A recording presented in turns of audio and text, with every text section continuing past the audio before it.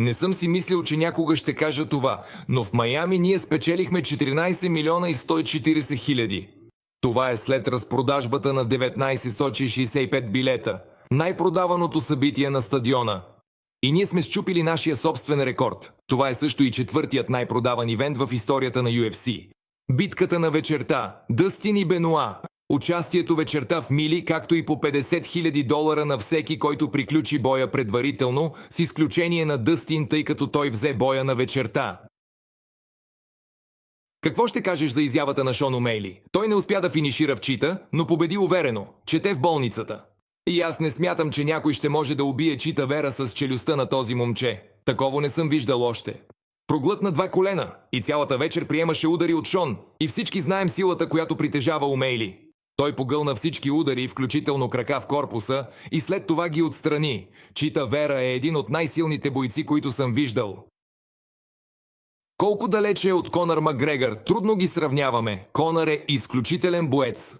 Но все пак той е на пътя към това. Той е най-голямата звезда от най-леките. Това е сигурно. Какво мислиш за желанието му да се бие с Тапурия? Разглеждаш ли такава възможност? Или е рано за промяна в теглото?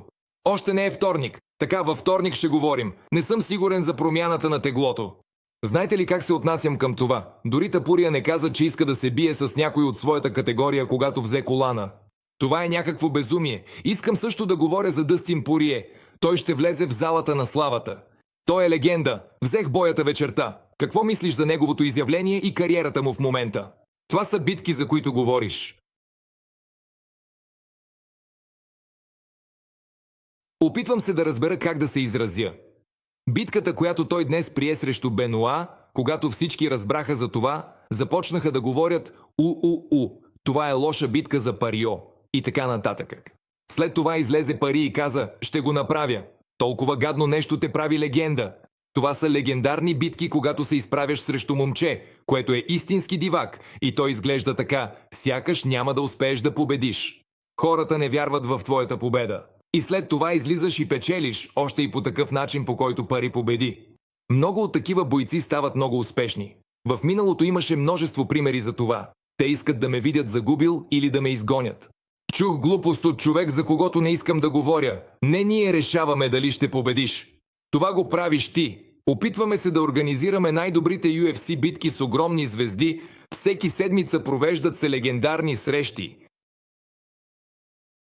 С оглед на легендарността и впечатляващото представяне на Пари, може ли той да получи шанс за титлата? Пари, това е такъв боец. Не искам да повтарям каквото казах. Неговата стойност се издигна в небето. Всичко, което той направи. Всичко, което постигнах. На неговата възраст. Вижте днес. Нямам представа дали печатите или какво правите, когато има битка. Но ако погледнете какво се случва на стадиона, това беше безумие. На стадиона всички се изпълниха с ума. Така че да, Паре излезе на ново ниво със своето изпълнение. В началото на тази седмица Майк Тайсън обяви връщането си в бокса. Знам, че по-рано каза, че не искаш да се върне и дори се опита да го отговориш. Вече си говорил с него за тази битка? Той се ядосва, когато говоря за това. Но Майко вече е на 60. И аз не зная. Какво мислите за това? Кому не му пука какво мисля и няма значение. Не е моят бой, обичам Майк Тайсън като човек и приятел. Той е един от любимите ми спортисти. Ще видим дали той може да излезе, ще проведе добра подготовка. И аз не искам да го виждам на ринга. Те имат разлика от 31 години и се събират да се бият. Но вие разбрахте, знаете ли, че мисля така? Конър каза, че иска да се бие през юни и срещу Нейт Диаз в областта на Мексиканския ден на независимостта.